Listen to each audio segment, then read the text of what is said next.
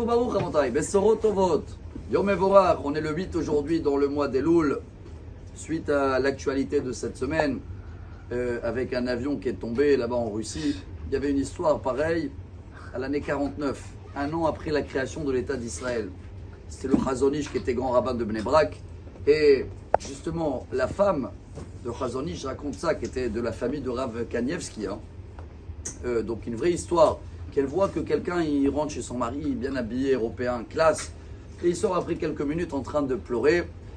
Et elle a demandé à son mari, c'est quoi cette histoire, c'est qui ce monsieur? Il a dit, lui, c'est un grand diplomate russe, qu'à l'époque, on a étudié ensemble quand on était à la yeshiva, et le pauvre, il est complètement tourné de l'autre côté, et je l'ai parlé qu'il essaye un peu de faire tchouva, il m'a répondu, il a dit, je préfère mourir et ne pas faire tchouva, tellement il croyait que la tchouva, elle est compliquée.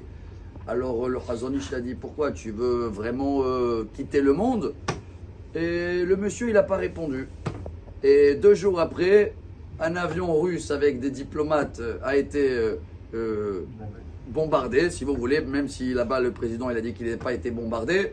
Et ça se trouve comme ça, témoigne la femme de Chazon Ish. Comme quoi, on a appelé ça à l'époque, dans tout Bnei Brak, ils ont parlé comment le Chazon Ish il a fait tomber un avion russe. Mais ça, c'est pour un grand message pour nous. Il y a des gens, des fois, qui, pour changer un mode de vie, pour essayer de faire tchouva, pour eux, c'est très, très compliqué. Dans la paracha de cette semaine, le Rav Avramski, c'était le grand rabbin de Londres, il y a à peu près une 50aine d'années, et il a raconté un vendredi soir devant des gens, des juifs, qui étaient dans une université. Il les a dit, la seule fois où la Torah, elle a ouvert une porte pour un soldat qui va à la guerre, c'est la paracha de cette semaine, et il voit une femme, il risque de craquer pour pas abîmer tout la vie de famille que peut-être il a déjà. Alors la Torah, elle ouvre une porte, elle tolère pas, elle cacherise, elle te dit que c'est autorisé à la condition qu'il va attendre un mois et qu'elle va se raser les cheveux et qu'il va bien réfléchir. Et même la Torah, elle te dit, il risque d'avoir des conséquences parce qu'après il va avoir un fils qui risque d'être rebelle, peu importe. La seule fois, comme ça il les a dit le Rav Avramski, il a dit vous êtes des gens intelligents, hein, vous êtes des futurs médecins, avocats, etc. Si c'est la seule fois où la Torah, l'Odibra Torah et la Keneged Yetzerara, elle a ouvert la porte pour ce soldat-là, parce que personne ne peut comprendre la tête d'un soldat en plein guerre, il vient de gagner, il est là dans l'esprit, alors pour pas qu'il craque, la Torah elle a dit fais comme ça.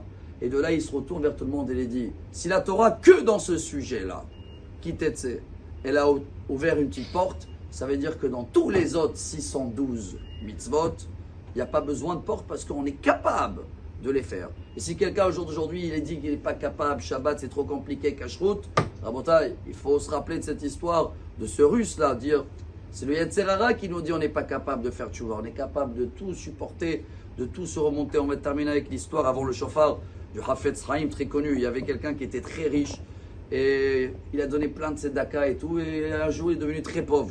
C'était voir le Hafetz Chaim, ils ont dit pourquoi le pauvre avec tout ce qu'il a fait.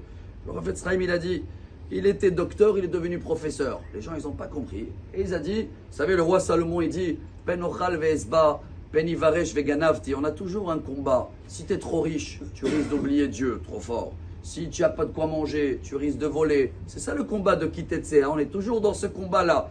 Alors Hafetz Chaim il a dit ce monsieur là il a réussi le combat de la richesse, bravo. Maintenant, Dieu, il a mis dans un nouveau combat. C'est le professeur, il est devenu. Est-ce que même quand il est pauvre et quand il n'a plus rien, il est capable de rester fidèle? Rabotai, on a toujours ce combat. Faire les mitzvot, pas faire, être fidèle à Dieu, avec toutes les difficultés que chacun il a. Peu importe cette situation, c'est notre combat. C'est ça la paracha. Ki tetse la milchama. Alors on va combattre, on va gagner. Le chauffard, il va nous aider de se réveiller un peu plus. Et même si on a glissé des 4 minutes parce qu'il ne sauve pas le chauffard, alors t'avoir lechem bracha. Excellente journée, un bon Shabbat et des bonnes nouvelles. On a un autre chauffard où il va s'ouvrir à la fin. Voilà. Hazak Baruch. Aujourd'hui c'est bonus, un peu plus long.